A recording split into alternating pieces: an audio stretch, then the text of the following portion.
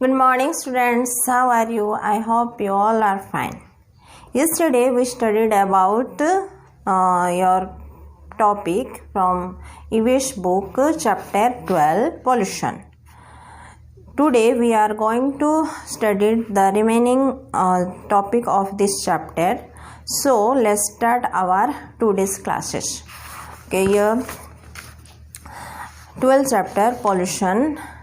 और उसका हम पिछले दिनों में देखे थे कि pollution types of causes effect and prevention. तो उसमें हम देखे हैं एयर और वाटर पॉल्यूशन। आज हम देखेंगे नॉइस एंड सॉइल पॉल्यूशन के बारे में।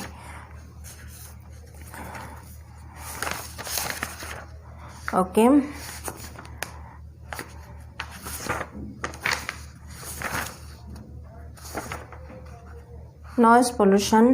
नॉइस पोल्यूशन के बारे में भी हम देखे थे।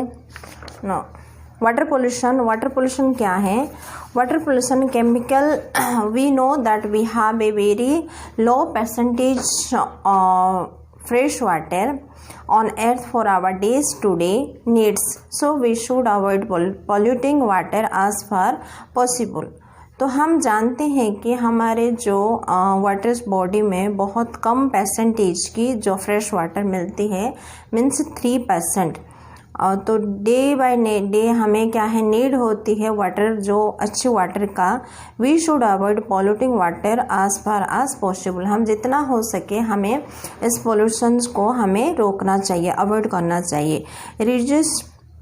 Release of pollutant into water bodies such as river और lakes causes water pollution। जो हमारी जो pollutant होती है वाटर बॉडीज में, वो किस किस में होती है? एक तो रिवर्स और लैक्स में होती है। तो इसका कारण हम ही है। काजेस ऑफ वाटर पॉल्यूशन, इसका कारण क्या है हम देखेंगे। Chemical waste from factories are discharged into water bodies causing pollution. तो जैसे कि केमिकल और वेस्ट वाटर होती है जो फैक्ट्री से निकलती है और ये वाटर बॉडी में जाके मिलती है और फिर ये वाटर को पॉल्यूशन करता है। Bathing animal, washing clothes and utensils in water bodies polluted them. तो जैसे कि हम बाथिंग करते हैं एनिमल्स की, वॉशिंग क्लोथ्स एंड यूटेंसिल्स, जैसे कि बर्तन वगैरह हो, या हमें जानवर को नहाते हैं और फिर क्लोथ्स वॉश करते हैं, तो इसमें भी क्या है, वाटर दूषित होता है। Immersions of idol during festivals also pollutes river and water bodies। जो immersions मीन्स आइडल का मीन्स ये होता है कि जो पूजा वगैरह हम करते हैं, आइडल बनाते हैं और उसके बाद हम वो मिट्टी में बनाया हुआ जो आइडल्स को हम 3 डेज़ या 7 डेज़ के बाद उसको लेके नदी में बहा देते हैं, नदी के अंदर हम डाल देते हैं। इसके कारण भी क्या होता है, हमारे वाटर बॉडी और रिवर में उसको छोड़ते हैं तो हमारे वाटर बॉडी में पोल्यूशन होता है।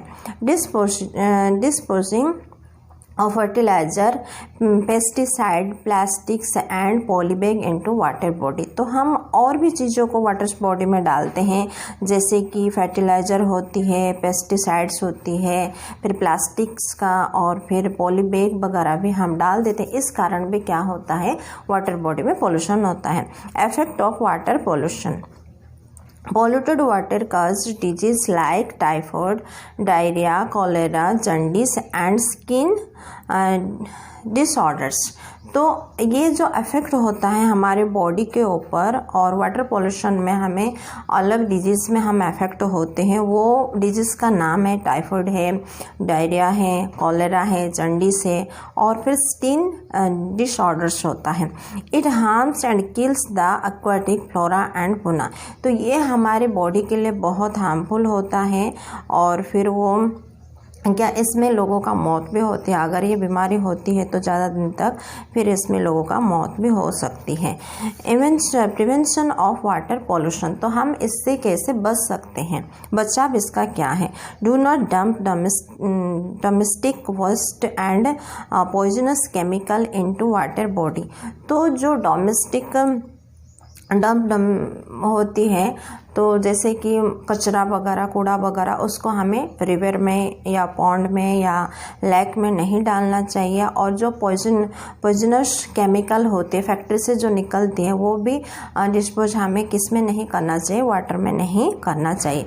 Industrial sea waste and domestic waste should be treated in water treatment plants before being released into water body।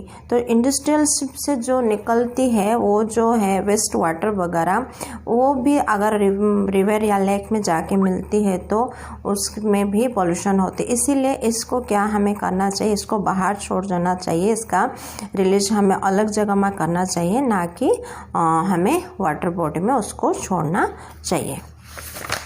Noise pollution हम देखते हैं। नॉइज़ पोल्यूशन इंडिया के हम देखते हैं कि लोगों को बहुत पसंद है कि कोई भी शादी ब्याह हो, बर्थडे पार्टी हो, कोई फंक्शन हो, तो उनको डेक लगाने के लिए या म्यूजिकल सिस्टम उनको बहुत पसंद होती है। और फिर जैसे हम देखते हैं कि ट्रक वगैरह स्पेशली जो लोग दूर दूर तक जाते हैं, ड्राइवर वगैरह बहुत ज़ोर से क्या करते हैं, वो क्या है साउंड करके वो म्यूजिक सुनते हैं। तो ये बहुत हम इंडिया के अंदर बहुत ये चीज़ों को हम देखते हैं। Loud noise which is above the comfort level causes noise pollution. जैसे कि लाउड नॉइज होती है वो कि ज़्यादा हमें जितना कंफर्ट लगता है हमारे ईयर में सुनने के लिए, उससे ज़्यादा वॉल्यूम में अगर हम सुनते हैं तो ये क्या है, एक नॉइस पोल्यूशन।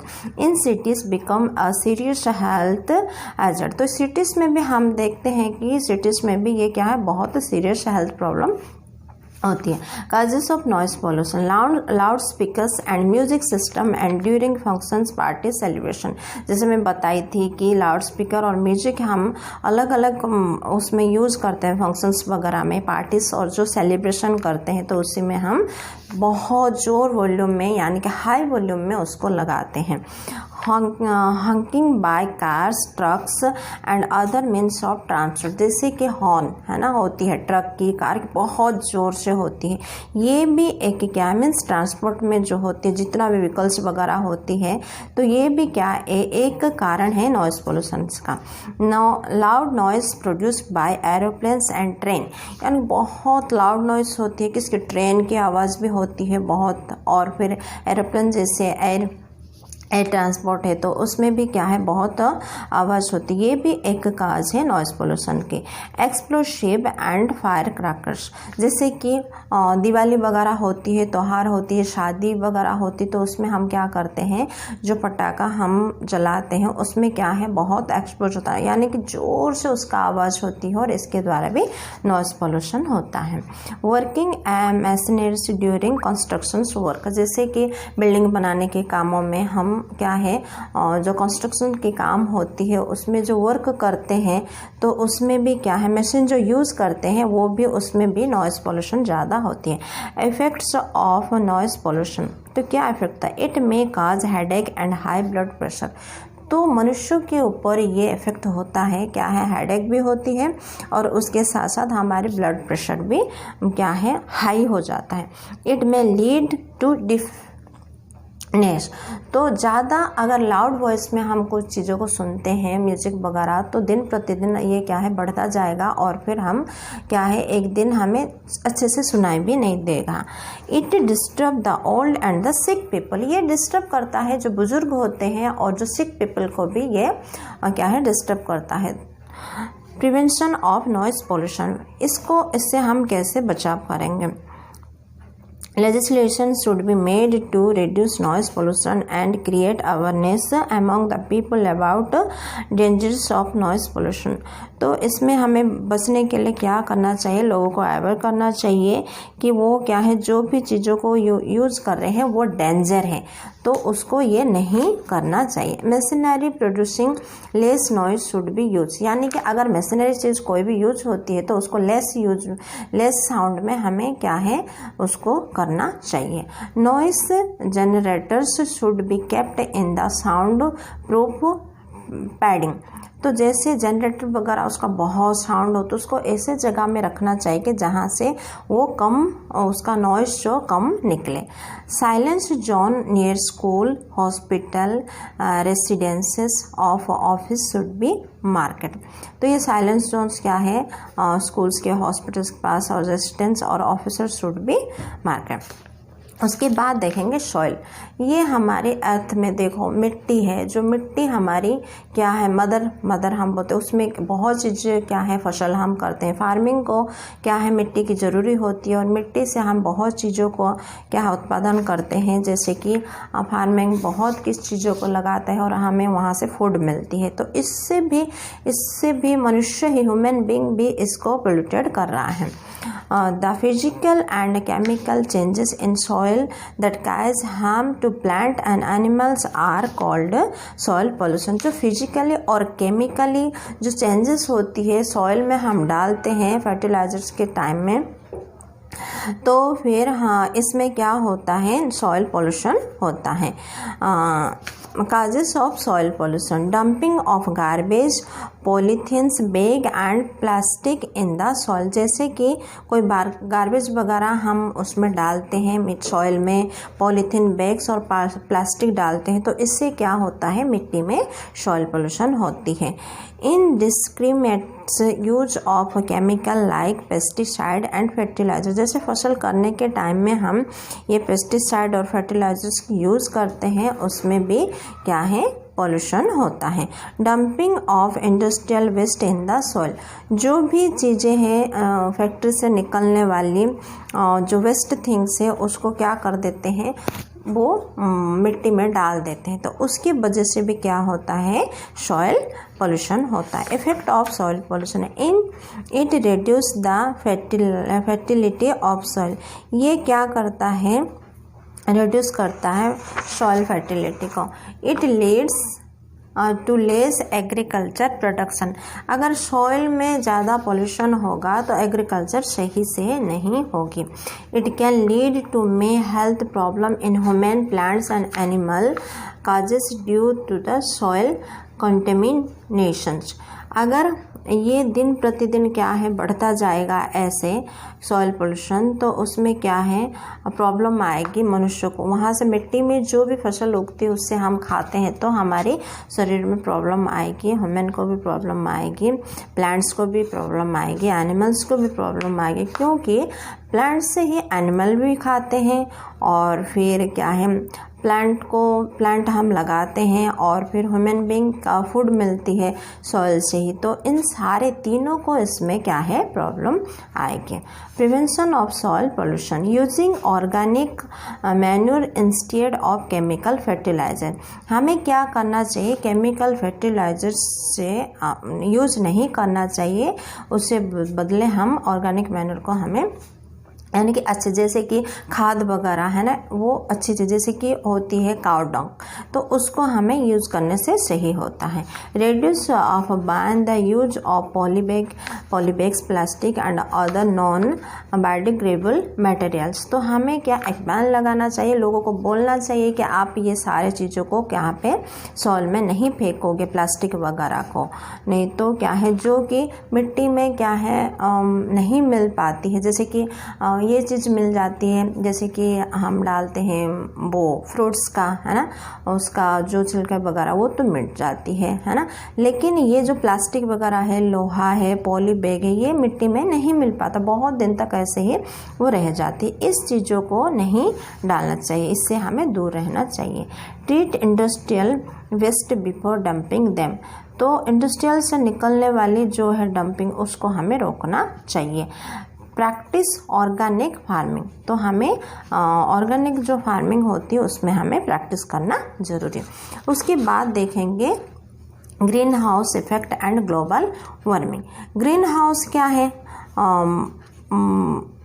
देखते हैं कि हमारे अर्थ है ना, ट्री वगैरह हम लगाते हैं कि नहीं, ट्री हमें क्या देती है, ऑक्सीजन देती है, और फिर हम ट्री को क्या देते हैं, कार्बन डाइऑक्साइड हम देते हैं।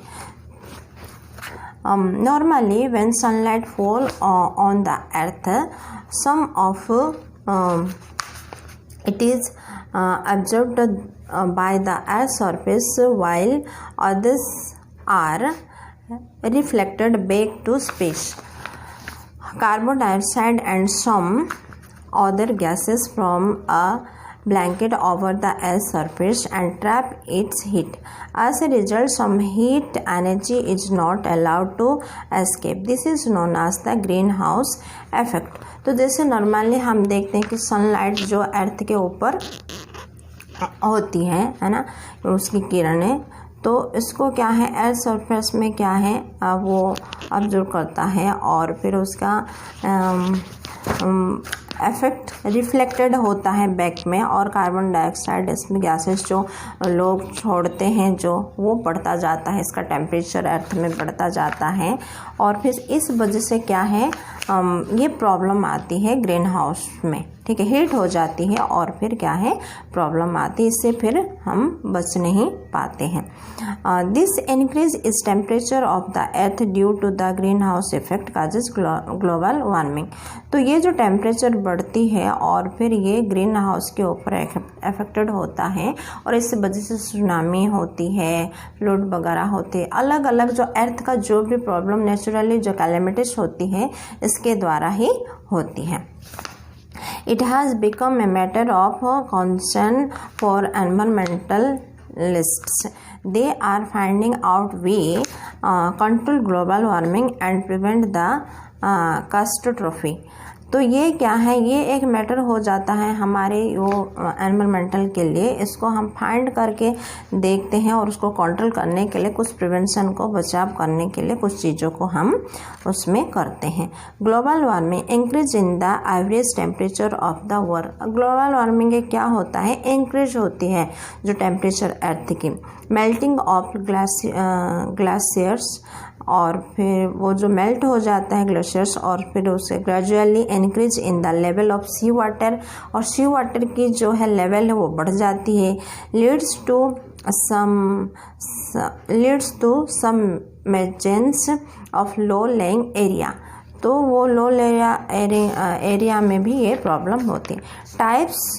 स्टेप्स टू कंट्रोल पोल्यूशन, तो हम इसका कुछ स्टेप है हम कैसे पोल्यूशन को कंट्रोल कर सकते हैं।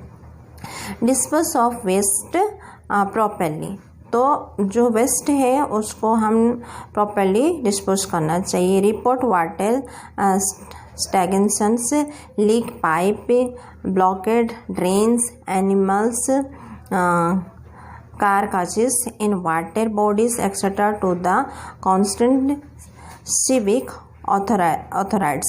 You use 3Rs strategy of waste disposal, reduce, reuse and recycle. तो इन सारे स्टेप को हमें क्या है उसको फॉलो करना ज़रूरी है। जैसे कि कोई चीज़ हो तो हमें डिस्पोजल वगैरह होती है तो फिर हमें उसको क्या है ये 3Rs जो होती है रिड्यूस करना चाहिए, रीयूज करना चाहिए और फिर कुछ चीज़ों को हमें रिसाइकलिंग करेंगे तो हमें क्या है हम ये ग्लोबल वार्मिंग से हम बच सकते हैं। ओके बच्चों, आज के लिए इतना है। Thank you and have a nice day.